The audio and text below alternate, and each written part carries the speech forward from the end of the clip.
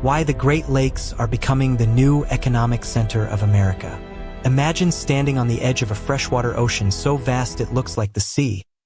Cargo ships stretching across the horizon.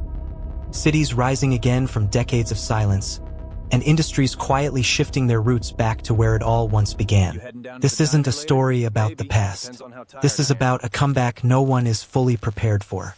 The Great Lakes region, once the beating heart of American industry, is waking up again. And this time, it might not just compete with coastal giants like Silicon Valley or Wall Street. It might replace them. But why now?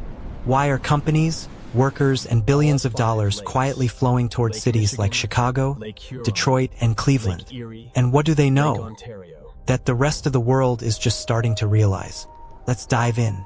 For decades, the Great Lakes region was known by a different name, the Rust Belt.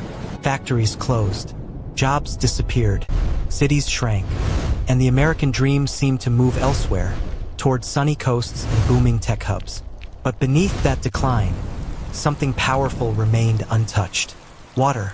The Great Lakes, Lake Superior, Lake Michigan, Lake Huron, Lake Erie, and Lake Ontario, hold about 20% of the world's surface freshwater. Let that sink in.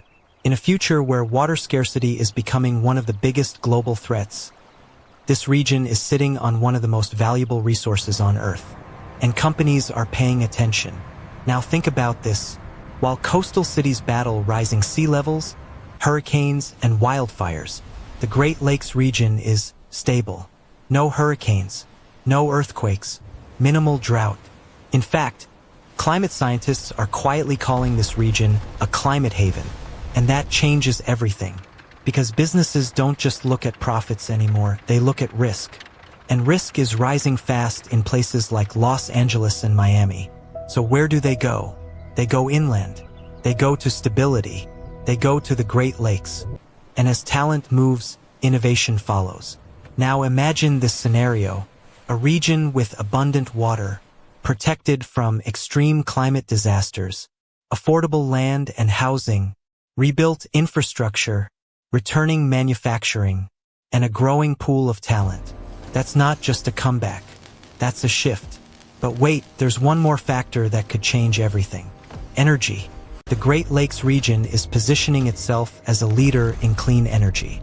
Wind farms across the Midwest, hydropower connections, access to critical minerals, and massive investments in battery storage. As the world transitions away from fossil fuels, regions that can produce and store clean energy will dominate.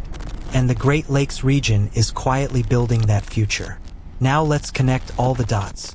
Water security, climate safety, low cost, strong infrastructure, manufacturing revival, talent migration, clean energy growth. Individually, each of these is powerful, but together, they create something unstoppable. But here's the twist. Most people still think of this region as declining. That perception is outdated, because while attention remains on the coasts, the center is rising again. History has a strange way of repeating itself. In the 20th century, the Great Lakes region built America. Steel, cars, machines, innovation. Then it faded. Now, in the 21st century, it might build the future, not with smoke and steel, but with data, clean energy, and resilience. So the next time you look at a map of the United States, don't just look at the coasts. Look at the center. Look at the water. Look at the cities quietly rebuilding themselves. Because the next economic capital of America may not be where everyone is looking. I feel so refreshed.